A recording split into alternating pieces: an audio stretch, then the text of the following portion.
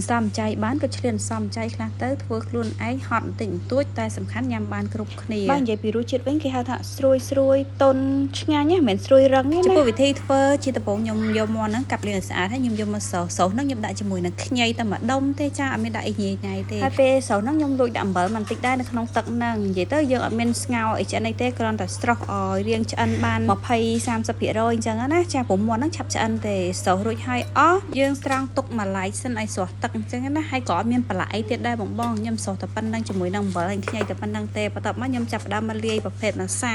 ខ្ញុំប្រើជាមួយនឹងម្សៅបំពងតាមមួយមុខទេមានម្សៅអីញ៉ៃដល់ពូការលាយម្សៅខ្ញុំអត់មានរូបមន្តអីទេបងបងដាក់លាយទឹកតិចរហូតតតែមកយើងចង់បានបែបណាតែរួចពងទាមកគ្រាប់ផងពងមន់ក៏បានពងទាក៏បានរួចហើយខ្ញុំមកយកនំប៉័ងដែលម៉ាក់ហាលហើយហ្នឹងគាត់ហ្មងហាលតែសារសល់ពីញ៉ាំការីទៅគាត់ហាលឲ្យក្រៀមទុកទៅណាក្រែងលោយកទៅធ្វើអីផ្សេងទុកយកទៅឲ្យមន់ឲ្យអីចឹងណាប៉ុន្តែមានណាវាមានប្រយោជន៍តើយកមកបុកដាក់អញ្ចេះនិយាយពីថា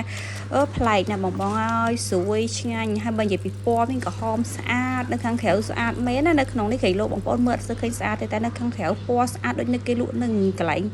ហាងគេចឹងពណ៌ម្សៅដែលខ្ញុំលាយជាលបាយទឹកហ្នឹងខ្ញុំដាក់ជាមួយនឹងម្សៅស៊ុបតិចដែរមានជាតិឡំហើយអានំប៉័ងហ្នឹងបើបងប្អូនអាចដាក់ជាមួយកតិចនំប៉័ងហ្នឹងដាក់លាយម្សៅស៊ុបបន្តិចដែរទៅដើម្បីមានជាតិឡំដូចគ្នាព្រោះម្សៅស៊ុបវាអត់ប្រៃអីទេតែខ្ញុំនិយាយមែនណាផ្លែជាងខ្ញុំធ្វើរហដងមកនិយាយពីរសជាតិឆ្ងាញ់ជក់មាត់ហើយក៏ស្រួយបានយូរដែរអត់សំខាន់ពេលដែលយើងស្រុះចេញម្សៅចេះយើងយកមកបំពងឆាប់ឆ្អិនហើយ